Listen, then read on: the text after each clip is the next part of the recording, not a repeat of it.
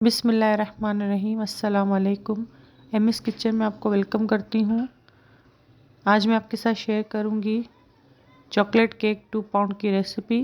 उसकी स्पंज की उसको कैसे बनाते हैं और साथ ही में एंगेजमेंट केक का जो ऑर्डर आया था वो भी मैं आपके साथ शेयर करूँगी। मैंने इसे कैसे बनाया, सारी टिप एंड ट्रिक्स आज आपके साथ शेयर करूँगी। वीडियो को फुल वॉच कीजिएगा। रेसिपी मैंने आपको कप में भी बनानी बताई है। जिनके पास मेजरमेंट मशीन नहीं तो वो मेरी बहनें कप में भी मेजरमेंट करके बना सकती हैं। अगर आप मेरी इस रेसिपी को स्टेप बाय स्टेप फॉलो करेंगे तो आप घर पर आसानी से अपने बच्चों की बर्थडे, एनिवर्सरी या एंगेजमेंट के केक आराम से बना सकती हैं।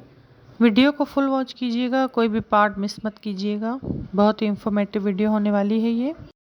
तो चले ये रेसिपी स्टार्ट करते हैं। सबसे पहले मैंने 4 अंडे लिए थे। मेक श्योर कीजिएगा कि अंडे रूम टेम्परेचर पर हों। अंडों को इतना बीट कीजिएगा कि साइज़ में डबल हो जाए। इसी के साथ पौना कप मैंने इसमें आइसिंग शुगर ऐड की थी। थोड़ी थोड़ी करके ऐड कीजिएगा। ग्राम में मेजर करेंगे तो ये 100 ग्राम है। आइसिंग शुगर एक साथ मत ऐड कीजिएगा वरना अंडों का बैटर बैठ जाएगा और आपका केक बहुत हार्ड बन के तैयार होगा। 3 से 4 मिनट इसको बीट करेंगे इतना कि क्रीमी फॉर्म में आ जाए। बीटर की स्पीड को हाई रखेंगे और इसे अच्छे से बीट करेंगे 3 से 4 मिनट। जैसे कि आप देख सकते हैं कि ये बैटर क्रीमी फॉर्म में आ गया है। अब मैं इसमें चॉकलेट एसेंस ऐड करूँगी। चॉकलेट एसेंस मैंने 2 टीस्पून लिया था। अगर आपके पास वनीला एसेंस हो तो आप वो भी ऐड कर सकते हैं। चॉइस है आपकी, जो अवेलेबल हो आपके पास। तो 3 से 4 मिनट तक बीट करेंगे और बीटर हटा देंगे। इसी के साथ मैंने कोको पाउडर यूज़ किया था 1/3 कप और इसी के साथ मैंने मैदा ऐड किया था पौना कप।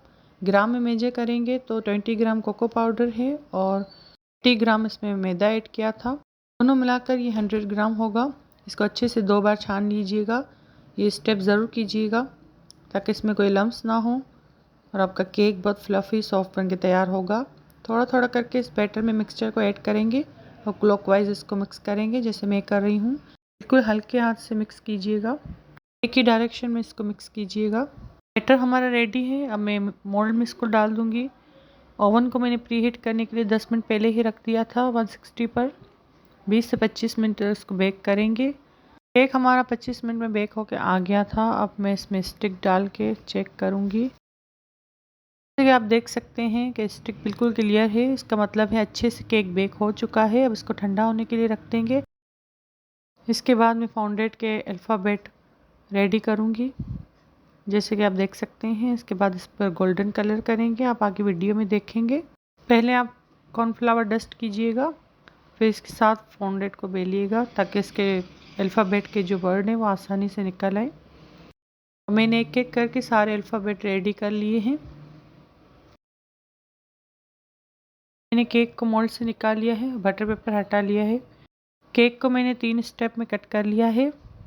अब इसके ऊपर व्हिपिंग क्रीम ऐड करूँगी, साथ ही मैं चॉकलेट फज ऐड करूँगी। इसी तरीके से मैं सारा पूरा केक कवर कर लूँगी। इसके बाद केक पर क्रम कोटिंग करेंगे ताकि इसके क्रम्स बाहर ना निकले और केक पर बहुत अच्छी फिनिशिंग आ जाए। एक बड़ी पाइपिंग बैग मैंने ली थी बड़े साइज़ की, उस पर मैंने क्रीम डाल दी थी। मुझे ये स्टेप इजी लगता है तो मैं इसी स्टेप को फॉलो करती हूँ। इससे केक बहुत अच्छे से सेट हो जाता है।